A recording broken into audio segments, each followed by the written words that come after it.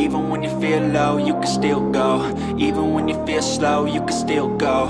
Even when there's no hope, you can still go. I never answer to no, man, I still go.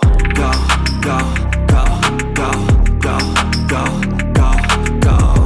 Hello guys! It's me again, Krang TV, at sa video ito pag-uusapan natin ang mga nakakapanabik na pangyayari patungkol sa ating paboritong manga at anime series na One Piece. Sa video ito pag-uusapan natin kung ano kaya ang tunay na rason kung bakit nga kaya gustong-gusto nga ni Luffy na maging isang Pirate King.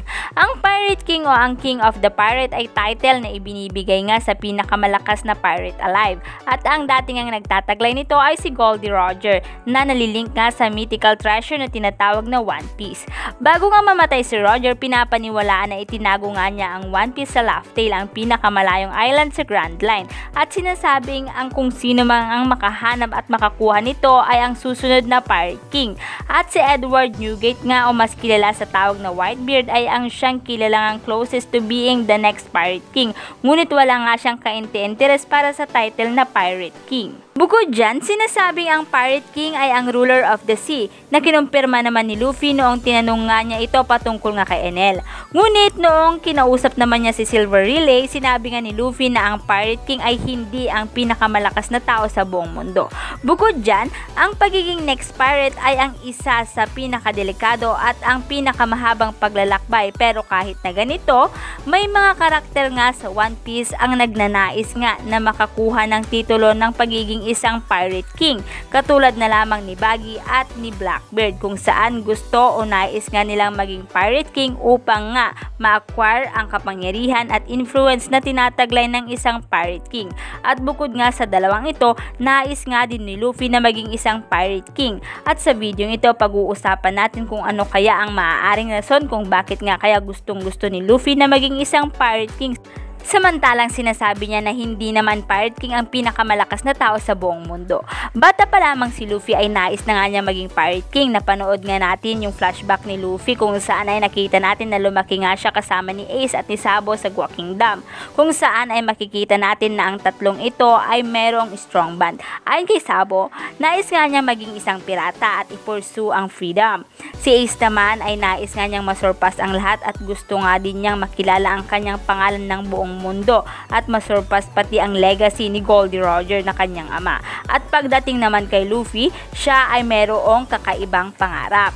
Ngunit sa flashback na ito, hindi nga natin narinig na sinabi nga ni Luffy na gusto nga niya ang maging Pirate King. Ngunit sa ilang episode ng One Piece series ay sinasabi nga niya dito na siya ay magiging isang Pirate King.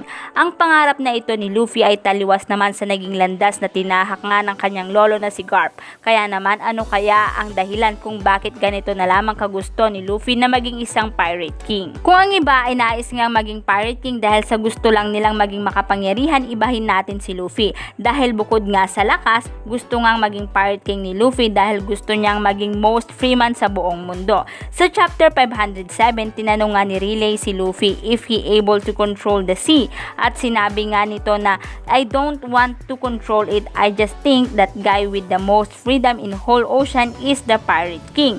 So lumaki nga si Luffy sa Fuchsia Village sa Dawn Island, kung saan ang one side nito ay novels at ang isang side naman nito ay Great Terminal na isang junkyard kung saan may mga naninirahan nga din dito. May mga nagsasabi na sinimulan nga daw na gusto ngang maging malaya ni Luffy mula noong inakala nga niyang namatay nga si Sabo sa mga kamay nga ng novel, kung saan ang kalayaan ay mayroong ibang kahulugan sa iba't ibang tao, and impressed by Sabo and Ace na wala ding ibang gusto kundi ang maging isang malaya.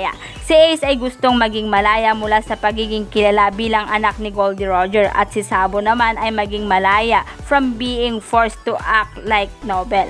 Samantala para kay Luffy naman, ang kahulugan ng pagiging malaya para sa kanya ay ang pag-ikot-ikot sa buong karagatan nang walang sino man ang pumipigil o kumu-question sa kanya. Kumbaga magawa niya ang gusto niya, mapuntahan niya ang mga lugar na gusto niyang puntahan, at magagawa niya ito kapag siya ay naging isang Pirate King. Bukod dyan, kapag nagawa nga niya maging isang Pirate King, magkakaroon siya ng lakas upang ipalaganap ang kalayaan at kapayapaan. Magkakaroon din siya siya ng lakas upang protektahan ang kanyang mahal sa buhay. Dahil kung matatandaan, di ba, noong nakilala niya si Shanks na isa ding pirata na kung saan ay kalaunan ay naputol ang kanyang braso, mailigtas lamang si Luffy na siguradong ang pangyayaring ito ay tumatak kay Luffy, at dahil dito maaring nabuo ang pagkatao ni Luffy kung saan ngayon kung mapapansin si Luffy kaya nga niyang gawin ang lahat para sa kanyang mga mahal sa buhay kahit pa ito ay kanyang ikamatay. Katulad ng ginawa ni Shanks noong siya ay bata pa lamang.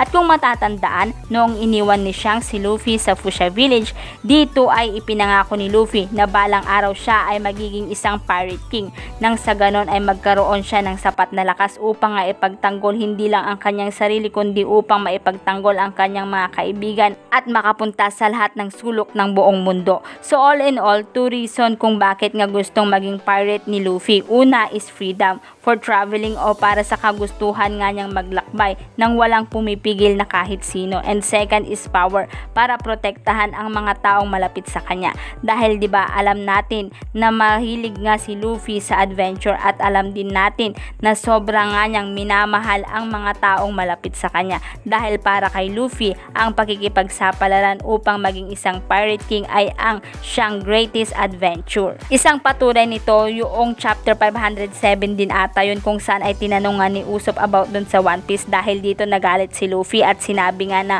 pag may nalaman nga siya na kahit ano sa One Piece ay ititigil na nga o magkukwit na nga siya sa pagiging isang Pirate King. Hindi malayo ngang makamit nga ni Luffy ang power and freedom, dahil kahit nasabihin na natin na ang Pirate King ay still being hunted dahil sa still criminal pa rin ito, kung makikita naman natin sa series, I mean yung mga nangyayari ngayon sa series, yung mga ipinapahiwatig nito ay maaaring magkaroon nga ng pagbabago kapag si Luffy ang magiging isang Pirate King, kung saan maaaring mabago ang paningin ng lahat sa pirata o sa isang Pirate King, kung saan maaaring mangyari ito sa pamamagitan nga ni Luffy na siya ngang magiging tagapagligtas ng lahat. Dahil dito, mababago ang pananaw ng lahat kung saan hindi lahat ng pirata ay masasama. So yan nga guys ang maaaring dahilan kung bakit nga ba gusto nga ni Luffy na maging isang Pirate King. Pero kung kayo ang tatanungin ano ang nakikita nyong dahilan ni Luffy kung bakit nga ba niya gusto maging isang Pirate King, i-comment nyo lang ang inyong kasagutan sa ating comment box. At dito na nga nagtatapos ang video ito. Any comment and suggestion, just comment down below. Thank you!